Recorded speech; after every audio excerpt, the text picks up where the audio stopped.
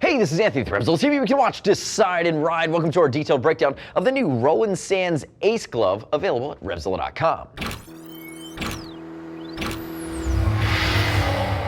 So the Roland Sands Ace is the progression in the RSD line. They've made a lot of great retro cafe-inspired leathers, and now they're taking it and they're getting a little bit more sporty. We know that Roland got his start in racing. That's part of his heritage. If we look at it, think about it in terms of the line. You're going to have some of the short cuff gloves. You have the Judge glove, which is a bit longer. I'd say this is a medium to long cuff, considering what I've seen RSD do in the past, and I like the direction they went. You're going to come in just over the $100 mark, your top grain leather. It has that great feel to it, and you really have three colors available. So you have the black, which is my personal favorite, the oxblood red, which is out of control, and then you're going to have that great tobacco.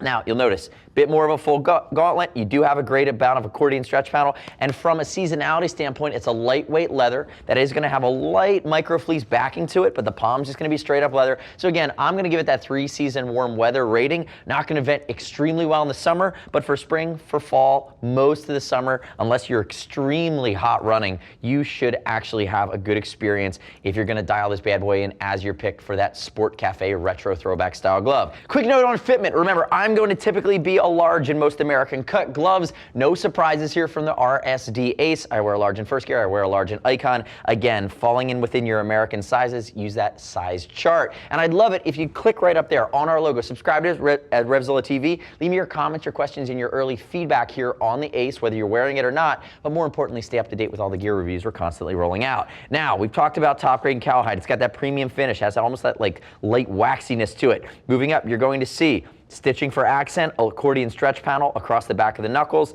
You know, not a ton of padding back here, but that's okay. Again, they're going with a little bit more of a lightweight fashion. You're not spending $200. If we look, RSD logo embossed into the back of the hand with his kind of winged logo.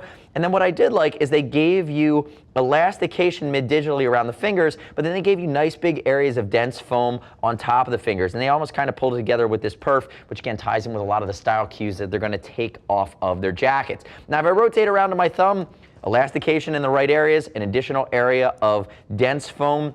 And that brings us into our palm. They did a few things really well in the palm, in my estimation. I like the fact that they gave you the extra reinforcement in the control patch. Remember, it's cowhide throughout. It's going to be a slight pre-curve, but this is where it really gets good for me. Now, it's not Pittard's leather, but it has that embossed to it. You can see that texture that differentiates it. So you really see how they broke it out. But notice it's one panel of leather capturing the outseam. You're gonna have a dense foam protection on the outside of the pinky, and then you have a nice scaphoid and heel of the hand landing zone area protection as well. Would I love to see them maybe subtly inject some type of hard part? Absolutely, but for just over the $100 range, I really can't complain because again, I'm not making that super high-end investment, and it has a great style to it. I also really like that they gave you ulna protection. That's lateral side of the hand. So again, in that low side scenario, if I happen to go down, I'm going to get one more piece that's going to keep me a little bit more elevated from the concrete.